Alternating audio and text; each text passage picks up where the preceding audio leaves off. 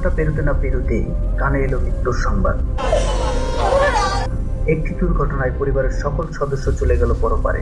এলাকায় ও আব্দুর রাজ্জাকের পরিবারে নেমে এলো শোকের ছায়া। টেরহাটের রামপালে বাস ও মাইক্রোবাসের মুখোমুখি সংঘর্ষে প্রাণ হারিয়েছে 13 জন। মোংলা পৌরসভার 8 নম্বর ওয়ার্ড আব্দুর রাজ্জাকের পুরো পরিবার মুহূর্তে তছনছ হয়ে গেল এক মর্মান্তিক সড়ক দুর্ঘটনায়। বর মারা গেছে কিনা বরকে আমি দেখিনি। আমি দেখেছি আমার মামা নিশাউল সবুজ, খালাতো বোন ঐশী, খালাতো বোন পুতুল এবং এদের দুটা বাচ্চা। এই কয়জনের আমি দেখেছি আর কি। আর আমি কারোর মুখ দেখতে পাচ্ছি না, আসলে আমি নিতে পারছি না। ডেড বডি এই হাসপাতালে দেখছি, আর 4 জনের বডি রয়েছে আপনার রামপালে।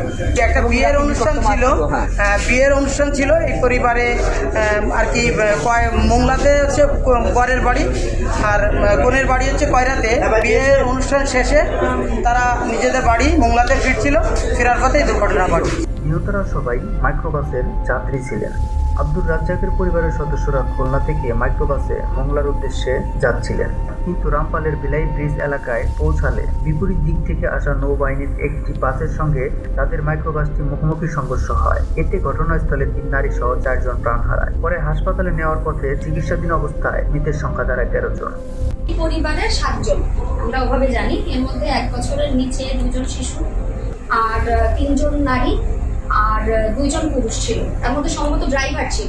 পরিবারের 12 সদস্যের পাশাপাশি মাইক্রোবাসটির চালকও এই দুর্ঘটনায় প্রাণ হারিয়েছেন। চালকের বাড়ি রামপাল উপজেলাতেই। হাটাখালী হাইওয়ে থানার ভারপ্রাপ্ত কর্মকর্তা জাবর আহমেদ জানান, নিহতরা সবাই একই পরিবারের এবং তারা মোংলার বাসিন্দা। দেশবাসীর প্রার্থনায় এমন দুর্ঘটনা যেন কারো সাথে না ঘটে। আল্লাহ যেন সবাইকে ভালো, সুস্থ এবং বিপদমুক্ত রাখে। আর ঈদের আনন্দকে কেন্দ্র করে সকল বাইক চালকদের উদ্দেশ্য করে একটা বার্তা দিতে চাই, আপনারা বেপরোয়া গাড়ি চালাবেন না, কারণ হতে পারে একটি দুর্ঘটনা সারা জীবনের কান্না। জাহিদুল আলম, সংবাদ বার্তা।